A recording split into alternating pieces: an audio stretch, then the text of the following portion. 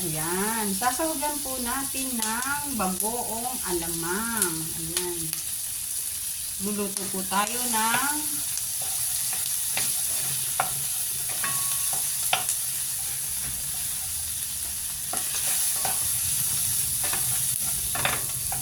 sisig chicken feet. Ayan. Masarap po ito. Sisig chicken feet yan. Bagong recipe. Yan. Titignan po natin kung masarap. Ayan. Hindi pala ito sisig Bicol Express chicken feet. Ayan po. Ang ating niluluto ay Bicol Express chicken feet. Yan. Siyempre, sinabing Bicol Express, maanghang yan.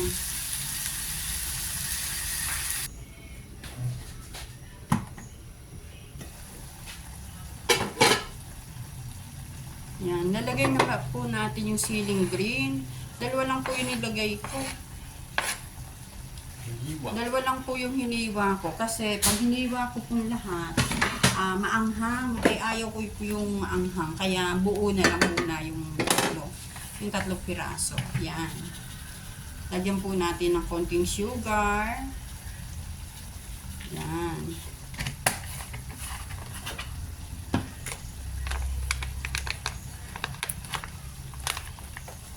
Sunod po ang gata. Ayan. Nilagyan na po natin ng gata ang ating Bicol Express feet. Yung sisig, bukas na lang. Kasi lang muna pala, unahin natin. Itong Bicol Express. Ayan, dinagdagan pa na ng tubig.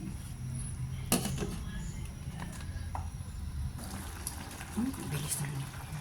Ayan, luto na po ang ating Bicol Express feet. Ayan. Ayan po, nalagyan na po yan ng pampalasa kanina. Nalagyan na natin ng patis at saka ng paminta. Luto na po siya. Ayan.